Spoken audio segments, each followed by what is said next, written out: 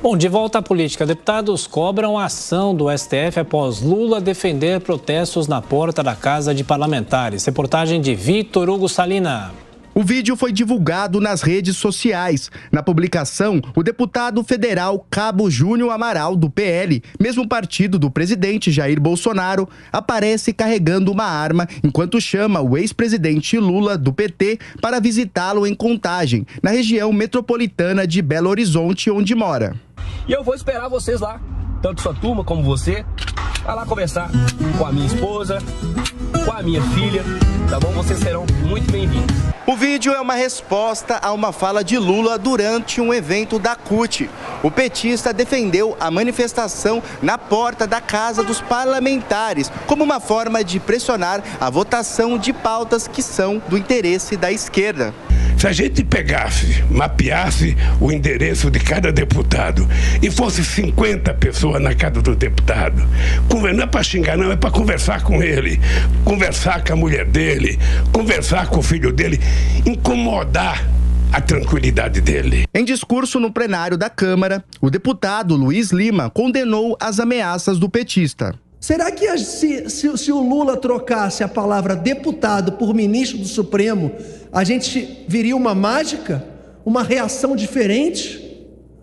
Quando um ex-presidiário condenado a 12 anos e 11 meses pode participar de eventos, pode fazer propaganda política, pode se candidatar a presidente e pode incentivar o terrorismo. O deputado Marcel Van Hatten classificou as declarações de Lula como irresponsáveis e criminosas.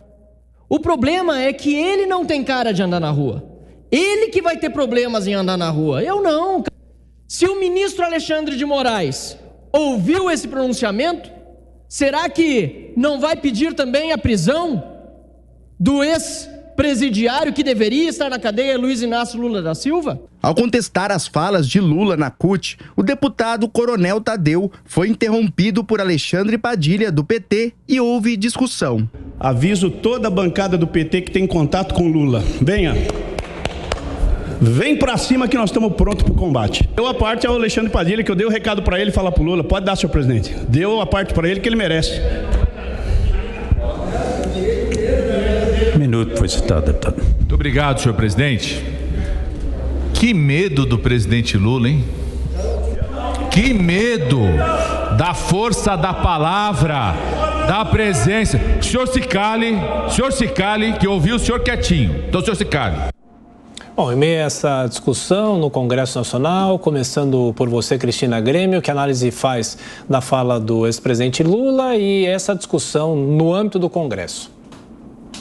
Bom, na fala do ex-presidente Lula, tenho dito aqui em todos os jornais que participo, extremamente antidemocrática, ataque à instituição Congresso Nacional, explícito, e é impressionante o silêncio da esquerda, especialmente dessa militância mais radical que caminha junto com Lula, que é sim um político radical, cada vez mais radical de esquerda, antidemocrático e que ataca, sempre atacou, tentou regular a imprensa, está dizendo que vai fazer isso de novo, agora quer regular a mídia. Não é democrático e deixa isso muito claro nos seus discursos e nos seus atos. Quando o presidente tentou expulsar jornalista do Brasil, é adepto da censura, da tirania, isso não tem dúvida nenhuma. Eu achei muito importante que os deputados começassem a se manifestar, porque não pode a militância ficar calada, a imprensa militante ficar calada e o Congresso ficar calado diante de um ataque tão explícito e tão vil, né? Uma ameaça exatamente às famílias dos parlamentares. Agora, o deputado ali do PT dizendo que os outros têm medo do Lula, eu acho ruim esse clima de animosidade política que sempre foi alimentado pelo ex-presidente Lula. Foi ele que implantou essa polarização no Brasil, sempre colocou o nós contra eles, os analfabetos contra os que estudaram, os pobres contra os ricos, os que voavam de avião e os que não voavam. Ele sempre polarizou o Brasil e agora tenta polarizar incitando ódio e alimentando ali a rivalidade através da militância. Aí o Paulo Pimenta vem dizer que é medo do Lula. Não, é medo de uma instabilidade emocional do Brasil, porque parece que há uma incitação a uma guerra civil, e não é isso que o brasileiro comum quer, não é isso que os brasileiros em geral pregam.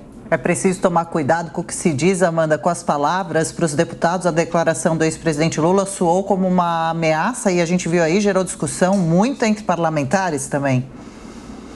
Para alguns poucos deputados, né, Adriana? O plenário estava completamente vazio, alguns deputados mais alvoroçados foram ali ao microfone criticar o ex-presidente Lula. Talvez tenha sido uma fala ruim, mal colocada, mas certamente não é uma fala de ameaça, nem de incitação ao ódio, à violência. Ele fala claramente, conversar com os deputados, e muito menos uma fala antidemocrática. É ruim no sentido de que eu não acho que o parlamentar tenha que ser incomodado na sua residência, e muito menos acho que a família do deputado tem algo a ver com qualquer reivindicação que é legítima, sim, do ponto de vista da sociedade. Acho que a sociedade tem que incomodar, tem que questionar e tem que fazer demandas, sim, aos seus representantes democraticamente eleitos, mas há lugar para fazer isso. Isso pode ser feito no parlamento, isso pode ser feito por e-mail, isso pode ser feito mesmo por um encontro casual na rua. Eu acho que há muitas formas de levar essas reivindicações, não precisa incomodar a pessoa em casa. Agora, para o bolsonarismo, isso é totalmente hipócrita, né? São os bolsonaristas que perseguem as pessoas nas redes sociais com discursos violentos de ataques, de ódios, apelidos violentos. Foram o próprio presidente Bolsonaro e outros bolsonaristas que incentivaram as pessoas que invadissem hospitais durante a Covid para filmar supostamente camas vazias em UTIs. Aliás, a gente viu muitos vídeos com esse teor e são eles que muitas vezes incentivam esse tipo de incômodo e de ataque violento às pessoas, para não dizer as centenas de manifestações, várias manifestações contra a democracia pedindo o fechamento do Congresso e do Supremo. Então não cabe, não é questão de ser uma fala antidemocrática, é simplesmente uma fala infeliz, porque do meu ponto de vista, uma pessoa não tem que ser incomodada na casa dela e muito menos a família dela, que não é eleita, não tem mandato popular e não tem nada a ver com essa história.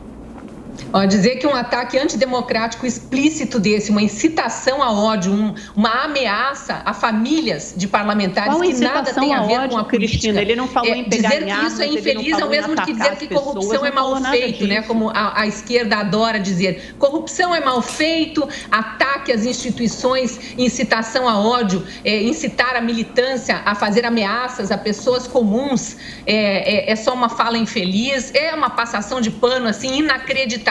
E querer comparar isso com o pedido de que pessoas que viram algo de errado nos hospitais de campanha para filmarem, para denunciar isso, é de uma leviandade, né, Amanda? Não tem nada a ver uma coisa com a outra. Ataque Cristina, a pessoas deputados é muito diferente de denúncia de irregularidade. Durante uma pandemia, por favor, Amanda, tem algumas coisas que não dá para passar pano. Pandemia para incomodar pessoas que estavam convalescendo nesses hospitais. Estejamos atentos.